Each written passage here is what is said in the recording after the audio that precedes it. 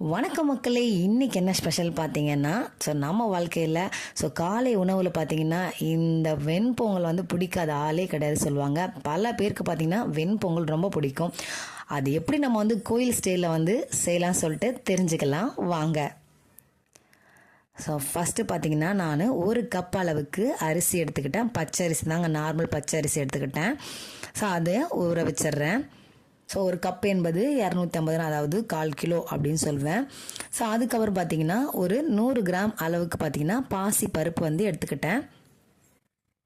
அதையும் எடுத்து பார்த்தீங்கன்னா நான் ஊற வச்சுக்கிட்டேன். நீங்கள் ஊற வைக்காமையும் நீங்கள் செய்யலாம்.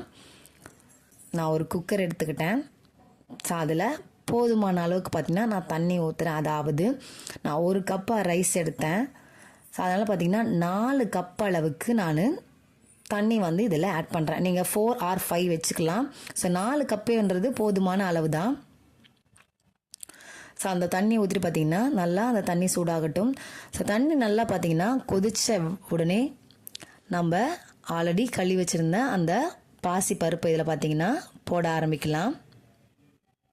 இந்த பாசி பருப்பு எல்லாம் சேர்ந்து கொஞ்சம் ஒரு கொதி வந்த உடனே பார்த்தீங்கன்னா நம்ம அந்த பச்சை அரிசியும் சேர்த்து இதில் ஆட் பண்ணலாம்.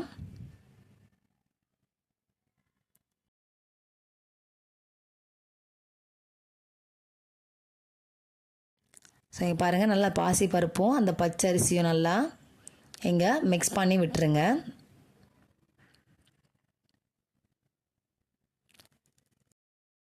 ரெண்டு ஸ்பூன் அளவுக்கு பார்த்தீங்கன்னா நான் நெய் ஆட் பண்ணுறேன். ரொம்ப பார்த்தீங்கன்னா அது இன்னும் உங்களுக்கு அங்கே டேஸ்ட் கொடுக்கும் தான். அதுக்கப்புறம் 2 டேபிள் ஸ்பூன் அளவுக்கு உப்பு இதில் ஆட் பண்ணுறேன். எல்லாம் சேர்த்துனே பார்த்தீங்கன்னா கொஞ்சம் மிக்ஸ் பண்ணி விட்டு நம்ம குக்கரை மூடி வச்சிடலாம். நல்லா பார்த்தீங்கன்னா ஒரு 4 விசில் இது வந்தாலே போதுமானது.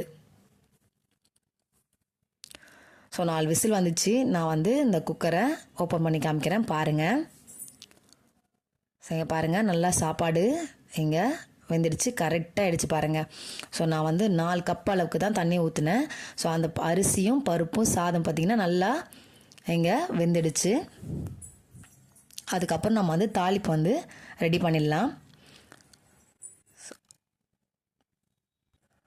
ஒரு தவா எடுத்துக்கிட்டேன்.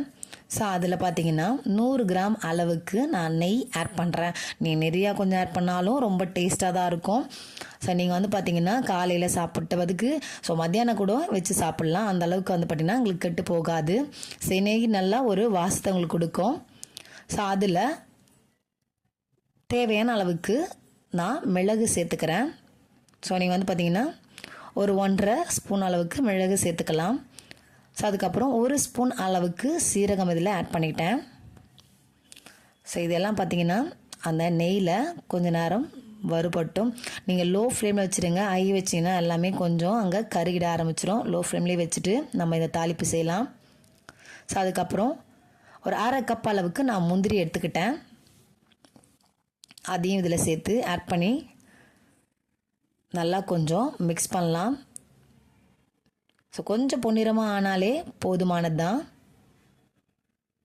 அதுக்கப்புறம் பார்த்தீங்கன்னா 1 ஸ்பூன் அளவுக்கு நான் இஞ்சியை குட்டி குட்டியாக கட் பண்ணிட்டேன். அதையும் இதில் ஆட் பண்ணுறேன். அந்த இஞ்சி பார்த்தீங்கன்னா நெய்யில் பட்டோன்னே உங்களுக்கு நல்லா அங்கே பொரியாக அங்கே வர ஆரம்பிக்கும். நல்லா அதை மிக்ஸ் பண்ணுங்கள். நல்லா உங்களுக்கு வாசனை கொடுக்கும். நமக்கு லைட்டாக அந்த வெண்பொங்கல்னாலே அங்கே கொஞ்சமாக காரத்தை இது கொடுக்க ஆரம்பிக்கும். நீங்கள் பச்சை மிளகாய் குட்டி குட்டி கட் பண்ணியும் இதில் ஆட் பண்ணலாம். ஆனால் கோயிலில் அதிகமாக பார்த்தீங்கன்னா பச்சை மிளகாய் போட மாட்டாங்க. அப்புறம் தேவையான அளவுக்கு பார்த்தீங்கன்னா ஒரு 1/2 கைப்பிடி அளவுக்கு நான் கருவேப்பிலை இதை ஆட் பண்ணுறேன். அதுவும் அந்த நெய்யில் நல்லா மிக்ஸ் பண்ணுங்கள். பாருங்கள், நல்லா கொஞ்சம் பொன்னிறமாக ஆகணும். இந்த முந்திரி எல்லாமே லோ ஃப்ளேம்லேயே வச்சு நம்ம நல்லா மிக்ஸ் பண்ணலாம்.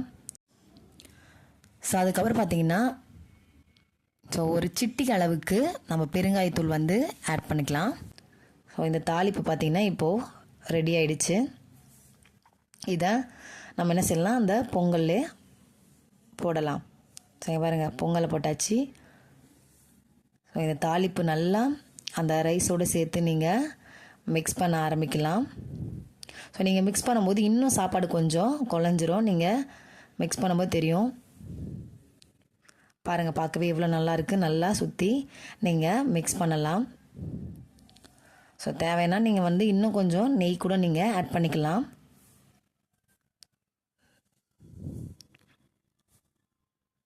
ஸோ நல்லா மிக்ஸ் பண்ணியாச்சு. நம்மளுக்கு வெண்பொங்கல் பார்த்திங்கன்னா ரெடி ஆகிடுச்சு. உங்கள் வீட்லேயும் நீங்கள் செஞ்சு பாருங்கள். ரொம்ப ரொம்ப டேஸ்ட்டாக இருக்கும். நன்றி.